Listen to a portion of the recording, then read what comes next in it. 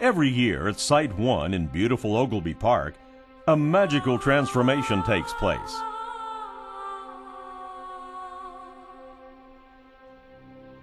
Out of the morning mists, an invading army of Indian warriors and British Rangers appear to attack Fort Henry, and frontiersmen rise to defend it.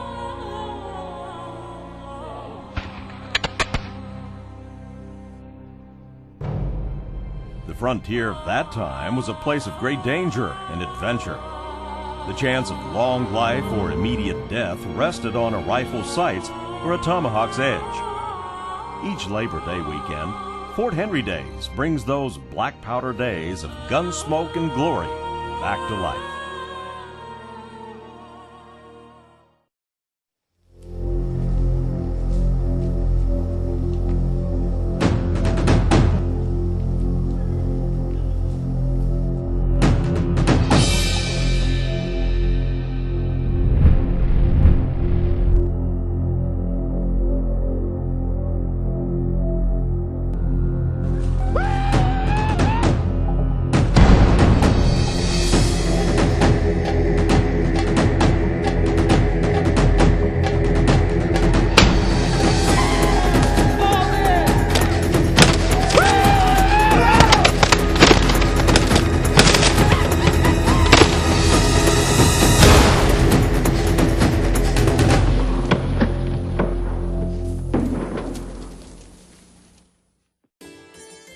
Why does the Fort Henry saga continue to hold our interest?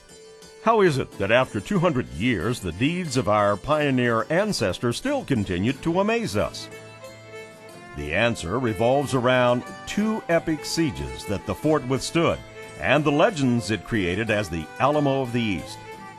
The fort was actually in use for only 8 years, from 1774 to 1782, but what a glorious and compelling history it compiled, from daring feats like McCulloch's Leap and Betty Zane's famous powder run to the exploits of the legendary Louis Wetzel. The actual Fort Henry stood in what is today the 1000 block of Main Street in Wheeling, West Virginia. Few people are even aware of its original location, as only a single historical plaque marks the spot. We're here in downtown Wheeling, West Virginia, at the site of the original Fort Henry. Unusually well placed, this historic marker would correspond just about the southeast corner of the fort. Unknown to most people, this was the actual site of Fort Henry. The construction of the fort was very simple. It was laid out in the form of a rectangle with blockhouses or bastions at each of the corners connected by wooden palisades. Now, this was obviously built by militia because it showed none of the advanced features the professional military engineers of the day would have used, such as a star-shaped layout or angled bastions. The main gate faced to the east, and each of the other walls had a smaller gate or sally port large enough to admit a man on horseback. Against the back wall were barracks for a garrison when the fort would happen to have one, and in the center was an officer's quarters. To witness one of Fort Henry's battle siege recreations for the first time is truly emotion-stirring. Reenactors come from as far away as New York and Florida to help recreate the various historic events. I haven't missed a battle since we first started doing the Fort Henry Days, and our first reenactment was in downtown Wheeling, and I have been a participant since the very first battle. We have people that come in that are reenactors from all over the eastern part of the United States, and they are dressed to fill the role.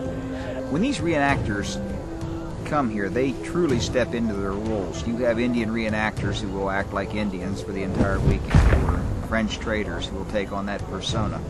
They take that on for the entire weekend. They sleep under the stars or in their small lean-tos. I don't know what you would call it, cultural immersion or role immersion or whatever, but it works. It's a different kind of person that does this reenacting. You really have to have a love for history. I think that the people that really take part in this type of reenactment are the die-hard history buffs, and they take it very seriously. The first siege of Fort Henry started in the early hours of September 1st, 1777.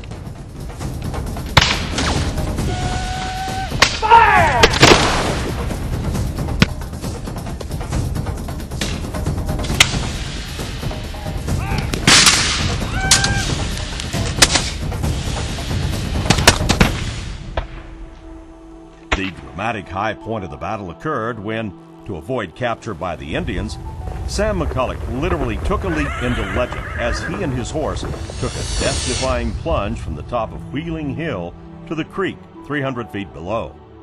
Amazingly, both McCulloch and the fort would survive to fight another day. Memorials commemorating this act of daring still stand at the actual site on the top of Wheeling Hill today.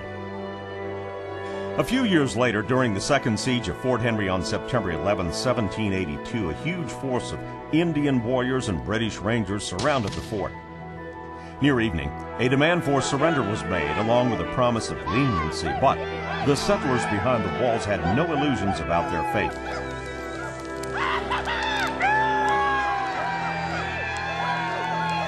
In a gesture worthy of the Alamo, the demand for surrender was answered by a cannon shot, and the battle was engaged.